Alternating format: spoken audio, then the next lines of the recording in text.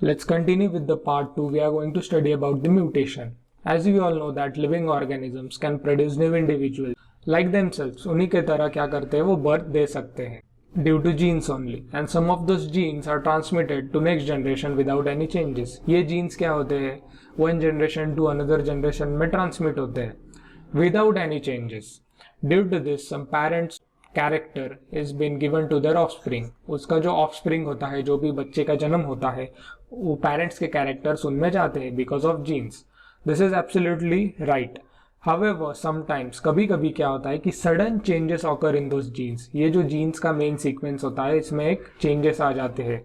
यहाँ पर टीजीसी जो है वो जीएटी में बदल गए, तो यानी न्यूक्लियोटाइड क्या हो गए हैं, जीन चेंज हो गया है, उसका पोजीशन बदल गया है. माइनर चेंज होता है ये, पर इसको क्या कहते हैं, हम म्यूटेशन कहते हैं. तो ये म्यूटेशन कभी कभी माइनर चेंज होता है, कभी मेजर चेंज होता है. अगर मेजर चेंज होगा तो काफी प्रॉब्लम होता है. तो म्यूटेशन जेनेटिक डिसऑर्डर भी ला सकता है, और जैसे सिकल सेल एनीमिया जो है वो एक जेनेटिक डिसऑर्डर है.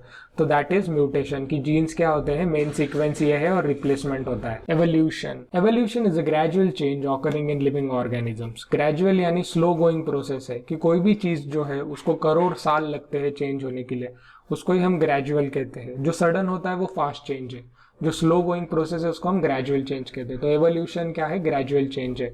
बहुत समय लगता है, लॉन्ग ड्यूरेशन तक ये चीजें चलती हैं. इसमें क्या होता है, एवोल्यूशन में डेवलपमेंट होता है ऑर्गेनिजम्स का. जैसे समय बीतता जाता है ऑर्गेनिजम्स में डेवलपमेंट होता है, और ये ब्रह्मांड में हर चीज चेंज होती है. एवोल्यूशन ऐसा नहीं है कि सिर्फ ह्यूमंस का होता है, पर हर चीज का होता है. Ranging from stars and planets in space. फिर बायोस्फीयर में सब रहते हैं, all the living organisms, non living organisms, everything changes which is present on earth as well as universe. And we have to study the evolution. तो evolution कैसे होता है, क्या एविडेंसेस मिले हमें, कि हम ऐसे ही आंख बंद कर नहीं कह सकते ना कि एवोल्यूशन हो रहा है. हमें कुछ एविडेंसेस चाहिए that we are going to study now. So formation of new species due to changes in specific characters. कभी कभी ये जो कैरेक्टर्स होते हैं ये चेंज होते हैं, ग्रेजुअल चेंज है, एंड कैरेक्टर्स जब चेंज होता जाते हैं तो न्यू स्पीसीज का फॉर्मेशन होता है. एंड ये जो है ये रिस्पॉन्स है, it is a natural selection that is god gifted, god given. So we cannot नॉट से दैट ये यूनिवर्स में नया प्राणी या नए स्पीसीज कैसे आए हैं. So it is natural selection, and this selection overall change which happens gradually, slow going process होता है. So this is called as evolution in complete detail. So theory of evolution क्या है कि according to this theory, first living material जो था protoplasm, it was formed in ocean. यानी जो ocean है, पानी में पहला जीव का जो निर्माण है वो हुआ. In the course of time, जैसे समय बीतता गया, यूनिसेल्युलर ऑर्गेनिज्म फॉर्म हुआ था. यूनिसेल्युलर क्या होता है, जिसमें एक सिंगल सेल होता है. For example amoeba, paramecium. Gradually धीरे धीरे चेंजेस होते गए. यूनिसेल्युलर ऑर्गेनिज्म जो थे वो लार्जर एक्सटेंट में बढ़ गए. More complex organisms like human beings का जन्म हुआ. All those changes were slow and gradual. ये आपको बहुत इंपॉर्टेंट है कि एवोल्यूशन जो है वो स्लो एंड ग्रेजुअल है, एंड इसको कम से कम 300 करोड़ साल लग गए ये सब चेंजेस होने में. चेंजेस एंड डेवलपमेंट तो ह्यूमन बॉडी में या लिविंग ऑर्गेनिजम्स में जो हुआ है वो ऑल राउंड चेंज हुआ है, मल्टी डिमेंशनल चेंज हुआ है, और डिफरेंट टाइप्स ऑफ एनिमल्स जो है अर्थ पर आना शुरू हो गए. ओवरऑल जो प्रोसेस है इसको हम एवोल्यूशन कहते हैं, जो एक ऑर्गेनाइजेशनल है. प्रोग्रेसिव डेवलपमेंट होता है प्लांट्स एंड एनिमल्स में. यानी प्रोग्रेसिव यानी क्या है कि हमेशा तरक्की होती है. डेवलपमेंट जो है that is a good development, and they have structural and functional organisation.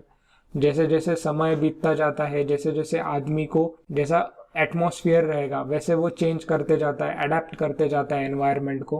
तो ये फंक्शनल एंड स्ट्रक्चरल चेंज उस तरह से ही होते हैं, एंड ये भी एवोल्यूशन में ही आता है. सो एविडेंसेस हमें एवोल्यूशन के मिले हैं. Without evidences we don't believe in anything in science. So first one is morphological evidence, then anatomical evidences, vestigial organs, palaeontological evidences, connecting links, and embryological evidences. We are going to study each and every one.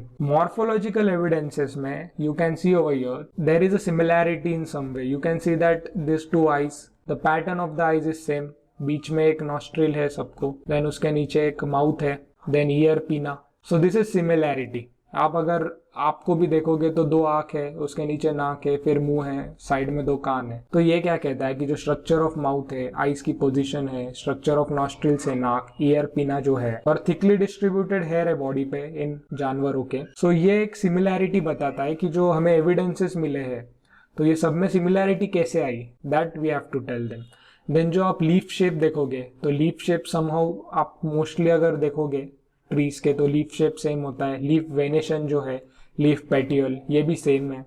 ये आप देख रहे हो यहाँ पर ये चीजें जो होती है, this all are same. This kind of similarity we have got. तो क्या इंडिकेट करता है ये चीज? सिमिलैरिटी मिल गई, ओके, इंडिकेट्स व्हाट?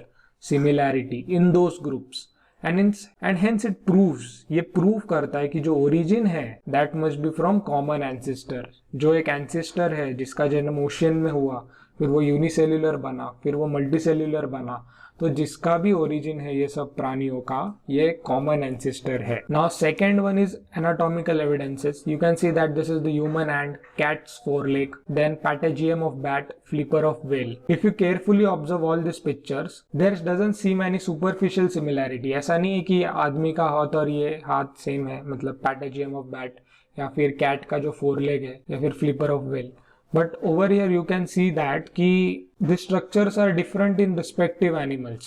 Similarity है कि जो bone joints है, सबको bone joints है, वो एक similarity देख सकते हो। So there is a similarity in structure of bones and bony joints in organs of each of them. सब में क्या है, joints है तो वहाँ से movement होता है, जहाँ जहाँ bone joint हुए हैं वहाँ से movement होता है। तो ये भी एक चीज़ हमें similarity दिखाता है। And this similarity indicates that those animals may have common ancestor. एक ही ancestor से सारे animals का जन्म हुआ है, ये हम कह सकते हैं। Then vestigial organs है। vestigial यानी वेस्ट, जो organs अभी humans के कुछ काम के नहीं है। Degenerated and underdeveloped useless organs. They are useless organs. They are of no use. In organs को हम vestigial organ कहते हैं। जो appendix है, ये humans के लिए useless है। appendix का कभी कभी ऑपरेशन भी करना पड़ता है। But they are fully useful for ruminants. जो रूमिनेंट्स है उनको यूज है ये, पर ह्यूमंस को यूज बिल्कुल नहीं है। तो ये ह्यूमंस में कभी कभी तकलीफ भी देता है और उसका ऑपरेशन होता है। सिमिलरली मसल्स ऑफ ईयर पिना का जो मसल है, तो वी डोंट यूज दैट। क्यों यूज नहीं करते हम? Because we cannot move our ear. अगर आपको बोला कि आप लेफ्ट वाला जो आपका ईयर है वो मूव करके दिखाओ, तो you can not move it. पर वो एक जो है एनिमल वो मूव कर सकता है, वो है बंदर, monkeys. They can move their ears. अगर आपका मूव होता है तो आप समझ लीजिए आप कौन हो। वेरियस वेस्टिजियल ऑर्गन्स जो है, टेलीबोन यानी कॉकिक्स, ये जो है ये पूंछ हुआ करती थी बंदरों में पहली। अभी ह्यूमंस में पूंछ की जरूरत नहीं है, फिर भी ये जो कॉकिक्स टेलबोन है ये प्रेजेंट है, इसका भी कोई अभी जरूरत नहीं है ह्यूमंस को। देन ये विजडम टीथ जो होता है, that is also not useful, they have been present in our body. पर जैसे जैसे समय बीतता जाएगा शायद ये ईयर मसल्स भी गायब हो जाएंगे, अपेंडिक्स भी गायब हो जाएगा, टेल बोन गायब हो सकता है, विजडम टीथ भी गायब हो सकता है। देन विजडम टीथ के बाद बॉडी हेयर्स है। पहले जो मंकीज थे फुल बॉडी हेयर्स थे उनके इसमें, अभी जैसे समय बीतता गया तो ह्यूमंस में हेयर्स जो है उनका परसेंटेज कम हो चुका है। देन पैलियोंटोलॉजिकल एविडेंस में हम देखेंगे कि ये जो फॉसिल्स है, तो carbon consumption of animals and plants stop after death. जैसे ही डेथ हो जाती है, जो कार्बन का कंजम्पशन है बॉडी का वो समाप्त हो जाता है। Only the decaying process of C14 यानी कार्बन 14 जो है उसका ही डीके होता है। In case of dead bodies of plants and animals instead of remaining constant. अब ये कार्बन कंजम्पशन तो रुक गया, पर दो कार्बन के फॉर्म से, एक C14 है और एक C12 है, तो जो रेशियो है दोनों का वो कंटिन्यूसली चेंज होता है, क्योंकि C12 जो है वो नॉन रेडियो एक्टिव है। अगर आपको कैलकुलेट करना है कि ये 1000 ईयर्स ओल्ड है या 2000 ईयर्स ओल्ड है या 100 ईयर्स ओल्ड है या 1 ईयर ओल्ड है, तो ये कैसे आप कैलकुलेट करोगे? By this carbon consumption technique, carbon dating कहते हैं इसको। यहाँ पर क्या होता है कि जैसे डेथ होती है तो हम इसको कैलकुलेट कर सकते हैं by measuring the radio active of C14, क्योंकि ये जो C12 है ये नॉन रेडियो एक्टिव है, पर C14 तो रेडियो एक्टिव है। तो हम सबसे पहले C14 जो रेडियो एक्टिव है उसको हम मेजर कर सकते हैं। तो इस तरीके से हमें पता चलेगा कि ये जो है ये कितने साल पुराना है। और एक है कि हमें रेशियो निकालना होता है C14 और C12 का। C14:C12 का जब रेशियो निकलेगा तो ये रेशियो निकलने के बाद भी हमें पता चलता है कि how old this organisms are, and this method is called as carbon dating. It is used in paleontology and anthropology for determining the age of human fossils and manuscripts. जैसे आपने हिस्ट्री में पढ़ा है, मैन्यूस्क्रिप्ट जो होते हैं वो हमें मिले हैं, वो भी हमें पता करने होते हैं कि वो सही है या नहीं, कितने पुराने हैं। तो ये भी कार्बन डेटिंग टेक्निक से ही यूज करते हैं। ह्यूमन फॉसिल, सिर्फ ह्यूमंस के ही नहीं, but you can see this is fish fossil, then this is somewhat like dinosaur जैसा दिख रहा है। ये भी आप देख सकते हो कि it is weird looking something dinosaur type, you can see over here. तो ये मेसोजोइक एरा का हो सकता है जो रेप्टाइल्स में आते हैं। तो ये पैलेंटोलॉजिकल एविडेंसेस मिलता है हमें कि पहले कौन थे। ऐसे ही हम विदाउट एनी एविडेंस नहीं बता सकते ना कि डायनासोर्स भी थे, डायनासोर का एक एज था। तो ये हमें जब फॉसिल्स मिलते हैं तभी हम बता सकते हैं कि ये डायनासोर्स था और वो कौन से एरा में रहते थे, तो मेसोजोइक एरा में। तो ये पैलेंटोलॉजिकल एविडेंस में आता है। नाउ कनेक्टिंग लिंक्स जो है, जो हमें दो लिंक्स को कनेक्ट करना है। Some plants and animals show morphological characters. Morphological characters यानी दो आंखें हैं, फिर उसके नीचे नाक है, फिर मुंह है, यहाँ पर कान है। तो ये हमने देखा, तो ये कौन सा था, मॉर्फोलॉजिकल कैरेक्टर्स का एविडेंस था। By which they can be related to two different groups. दो ग्रुप में आपने देखा, this is dog, this is wolf, दोनों का जो है वो सिमिलैरिटी है, दो अलग ऑर्गेनिजम्स है। तो यहाँ पर दो डिफरेंट ग्रुप्स को हम कनेक्ट कर सकते हैं एंड इसको ही हम कनेक्टिंग लिंक कहते हैं कि हम कनेक्ट करेंगे दो ऑर्गेनिजम्स को, दो डिफरेंट ग्रुप के ऑर्गेनिजम्स को, तो भी हम पता लगा सकते हैं कि they are born from same ancestor. For example अगर आप पेरीपैटस देखोगे, ये पेरीपैटस है, इसकी सेगमेंटेड बॉडी है, यहाँ पर ये जो लाइंस होती है ये सेगमेंटेड बॉडी है, थिन क्यूटिकल है and parapodia like organs are present. Parapodia जो है ये है पैरापोडिया, ये और ये डिफरेंट ग्रुप है, सेम नहीं है, पर आप देख सकते हो कि इसके भी सेगमेंटेड बॉडी है, थिन क्यूटिकल्स है। तो आप दो जो डिफरेंट ग्रुप को कनेक्ट करके भी बोल सकते हो कि कनेक्टिंग लिंक्स है, कॉमन एंसेस्टर है। देन अगेन पेरीपैटस क्या करता है, एक ट्रेचियल रेस्पिरेशन, ये जो ट्रेचिया है ये रेस्पिरेशन यानी जो सांस लेता है, ओपन सर्कुलेटरी सिस्टम है। जो पेरीपैटस है वो सिमिलरली एंथ्रोपोड से मिलती है। एंथ्रोपोड्स जो है ये एक इंसेक्ट है, बटरफ्लाई भी एंथ्रोपोड में आता है। तो आप ये पेरीपैटस का भी सेम ट्रेचियल रेस्पिरेशन है, जो सांस लेता है ये इसी तरह से लेता है जैसे ये एंथ्रोपॉड जैसा इंसेक्ट ये लेता है। तो ये एक कनेक्टिंग लिंक हो गया। This also indicates that peripatus is connecting link between annelida and arthropoda. ये एनेलिडा एक डिफरेंट ग्रुप है, आप देख सकते हैं उसमें अर्थवर्म होता है। तो अर्थवर्म में भी सेगमेंटेड बॉडी है, नीचे थिन क्यूटिकल्स होते हैं। आफ्टर दैट ये और पेरीपैटस में complete difference, two different groups है, पर आपको सेम लग रहा होगा, इसलिए तो कनेक्टिंग लिंक में जोड़ा गया इसको। ये रेस्पिरेटरी ओपन सर्कुलेटरी सिस्टम भी है इसमें and they are similar to what? Peripatus is similar to Annelida and Arthropoda. Arthropoda means arthropods, which is like butterfly, this insect, as you can see.